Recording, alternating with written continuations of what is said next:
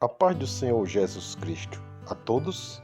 2 Coríntios, capítulo 4, versículo de número 7, diz assim: Temos, porém, esse tesouro em vasos de barro, para que a excelência do poder seja de Deus e não de nós. Ao dizer, temos, porém, esse tesouro, o apóstolo se refere às boas novas da salvação que recebemos do Senhor Jesus, uma dádiva de valor inestimável.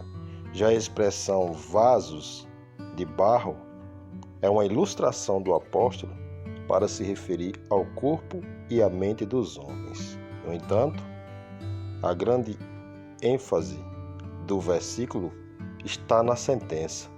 O poder extraordinário é de Deus e não nosso. Deus é a fonte desse poder e não nossas próprias realizações.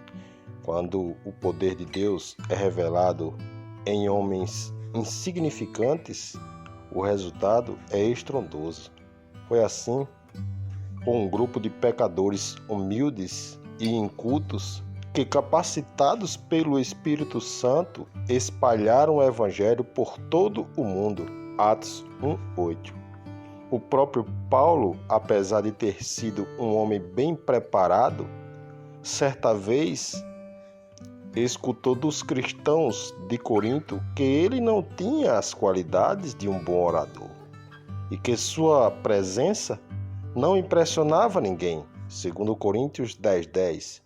O que seria um desaforo para muita gente, para o apóstolo não era nenhum problema, pois ele havia compreendido que era sobre a sua debilidade que repousava o poder divino de Cristo.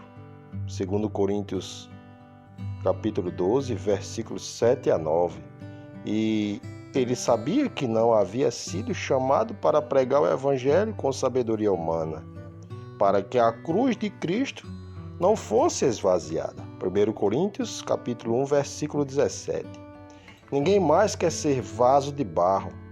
Segundo alguns evangélicos, em especial os da atualidade, bom mesmo é ser mais precioso do que o ouro.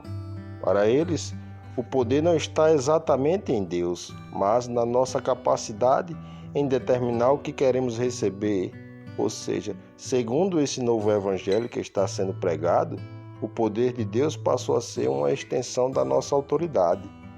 As pessoas lotam igrejas, ruas e estádios não por causa do tesouro inestimável, mas por causa dos pobres vasos de barro que se acham ser, pelo menos, folhados a ouro.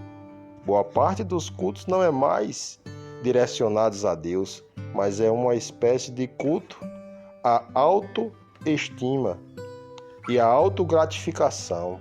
Em tais reuniões, o foco não está no triunfo de Cristo, mas no triunfo do homem sobre outros homens.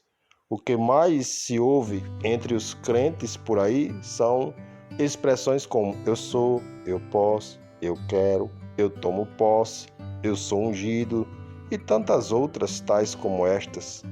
No entanto, ainda assim, a melhor expressão do apóstolo Paulo é esta: miserável o homem que eu sou. Romanos 7:24.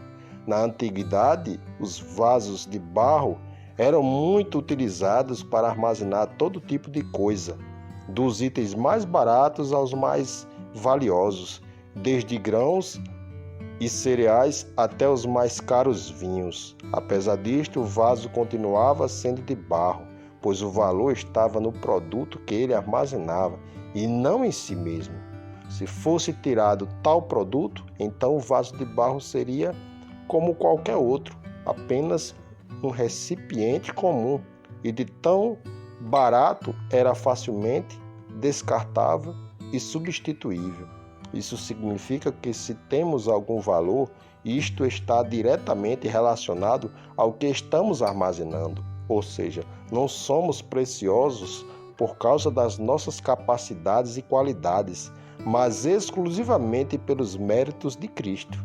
Sem a reconciliação provida na cruz, somos apenas mais um pecador que merece o inferno. Portanto, quando percebemos que somos apenas vasos de barro e que a autoridade do Evangelho não está em nós mesmos, mas totalmente em Deus, não nos resta outra coisa a não ser dizer, porque dele e por ele e para ele são todas as coisas. Glória, pois, a ele eternamente. Amém. Romanos 11:36.